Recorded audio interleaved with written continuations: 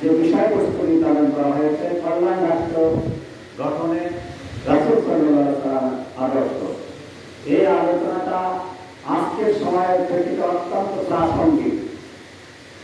এর কারণ আমরা সবাই জানি মহান রব্বুল আলামিনের অশেষ কৃপায় এই জাতির ঘরে চেপে বসা এক জগৎজয় পাথর, এক শৈল শাসক যারা দীর্ঘ 16 বছর যাবৎ এই দেশকে, এদেশের মানুষকে নির্যাতন এবং নিষ্পেষণের দৃষ্টি ঘোরার চালিয়ে এখানে এই দেশটাকে একটা নরকে পরিণত করেছিল।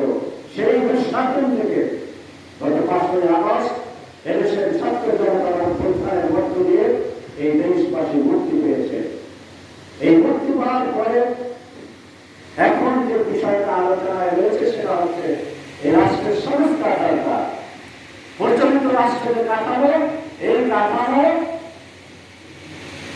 স্বৈরাচারের জন্ম দেয়, এই কাঠামো একনায়কতন্ত্রের জন্ম দেয়। অতএব এই কাঠামো ভেঙে ফেলা দরকার, নূতন কাঠামো এখানে প্রতিষ্ঠিত করা দরকার।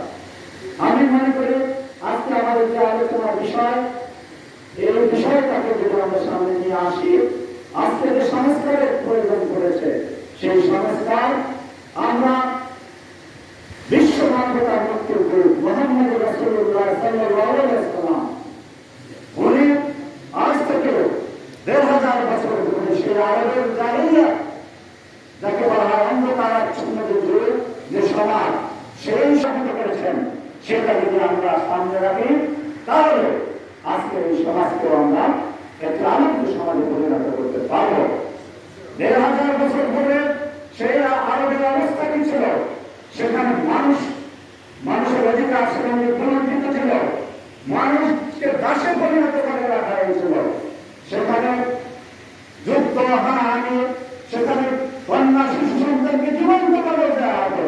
আমরা জানি সেই ইতিহাস আমরা যদি আজকে একটা বিষয়কে কেন্দ্র করে বছরের পর বছর, শত বছর যাবো তারা যুদ্ধ থাকতো।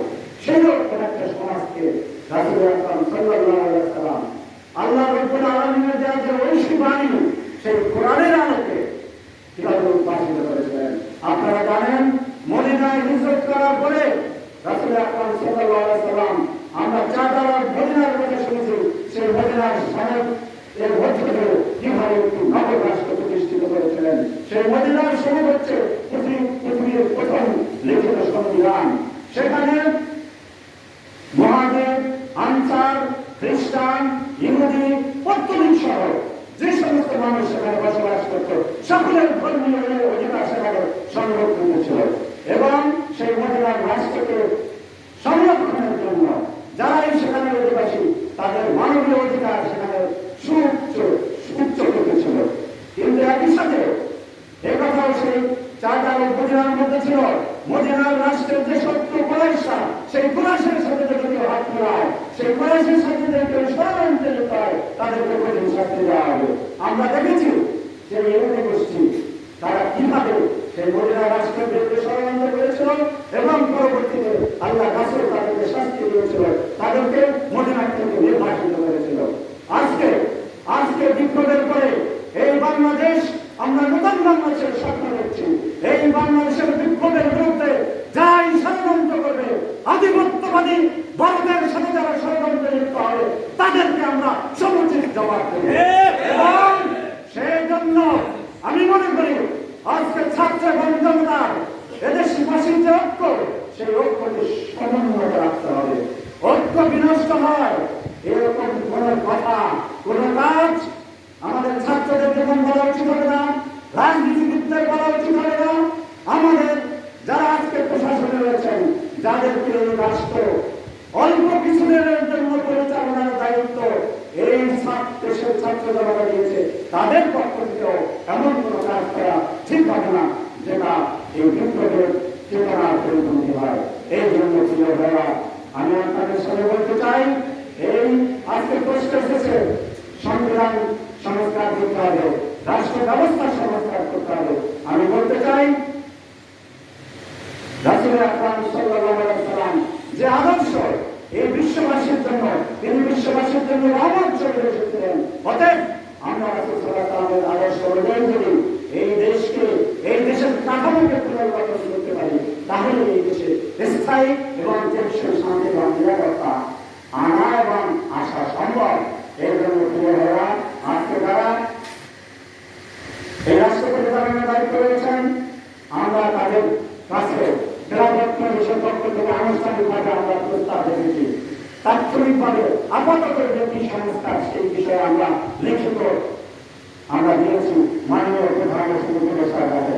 আমরা মনে করি এরকম অন্যান্য রাজনৈতিক দল দিয়েছে, সবচেয়ে বড় কথা হচ্ছে আমরা যদি চিরন্তন কল্যাণ চাই, দুনিয়া এবং আখিরাতের কল্যাণ চাই, এবং যেহেতু এই বাংলাদেশের 92% মুসলমান, এই দেশে কোন আনন্দ, কোন সংস্কার আনতে হলে এই দেশের সংখ্যাগরিষ্ঠ মানুষের চিন্তা চেতনা এবং বিশ্বাসের দিকে অবশ্যই খেয়াল রাখতে হবে। আমি আবারও আজকে তারা এই রাষ্ট্র সংস্কার, আইন সহ বিভিন্ন সংস্কারের দায়িত্ব তাদেরকে দেওয়া হয়েছে, তাদের প্রতি অনুরোধ জানাতে চাই, আপনারা বিভিন্ন ইজন মানব প্রশ্নের বিভিন্ন ব্যাখ্যা করে না থাকলেও আমরা কোরআন এবং সুন্নাহর আলোকে, রাসূল সাল্লাল্লাহু আলাইহি ওয়াসাল্লামের আদর্শের আলোকে একটি সমাজ এবং একটি রাষ্ট্র যদি গঠন করতে পারে, তাহলে খোলাফায়ে রাশিদুনের আমলে যেভাবে আমরা একটি সাম্যের সমাজ দেখেছি, হযরত ওমর রাদিয়াল্লাহু তাআলার সময়ে আমরা দেখেছি কিভাবে মানুষের মধ্যে সাম্য ছিল, ন্যায় বিচার ছিল। ওমর রাদিয়াল্লাহু তাআলা ছিলেন, উনি মদ্যপানের কারণে তাকে শাস্তি দেওয়া হয়েছে, 80 দলরা শেষ হওয়ার আগে সে মারা গিয়েছে, ইন্তেকাল করেছে। এরপরে ওই বাকিদের ব্যবসাঘাত করে তার কবরের উপর দেওয়া হয়েছে। এইরকম ন্যায় বিচার যদি থাকে, তাহলে দেশে অন্যায় এবং কোনোভাবেই অসঙ্গতি থাকতে পারে না। এজন্য আমাদেরকে কোরআন এবং সুন্নাহ বুঝতে হবে, খোলাফায়ে রাশিদুনের আদর্শের দিকে আমরা ফিরে যাব এবং খেলাফত মজলিস সেই লক্ষ্যে কাজ করছে। আসুন আমরা খোলাফায়ে রাশিদুনের আদর্শের আলোকে খেলাফত আলা নির্বাচন হওয়ার আদরে একটি সমাজ এবং একটি রাষ্ট্র নির্বাচন করি, এবং এখনই সময় হচ্ছে সেই খোলাফায়ে রাশিদুনের আদর্শের আলোকে একটি সমাজ প্রতিষ্ঠার জন্য বর্তমান যে সরকার, বর্তমান যারা দায়িত্বে রয়েছেন, তাদের প্রতি আমরা অনুরোধ করব, আসুন এই দেশের মানুষের কল্যাণের জন্য, এই দেশের শান্তি এবং নিরাপত্তার জন্য, এই দেশের সার্বভৌমত্বের জন্য, এই দেশের সংখ্যাগরিষ্ঠ মানুষের বিশ্বাস এবং তাদের চেতনার আলোকে আমরা আমাদের সংবিধান পুনর্নির্মাণ করে, আমরা আমাদের অর্থ ব্যবস্থাকে পুনর্গঠন করে, আমরা আমাদের বিচার ব্যবস্থাকে সাজাই। আল্লাহ রাব্বুল আলামিন আমাদের সবাইকে সেই তৌফিক দান করুন। আমিন।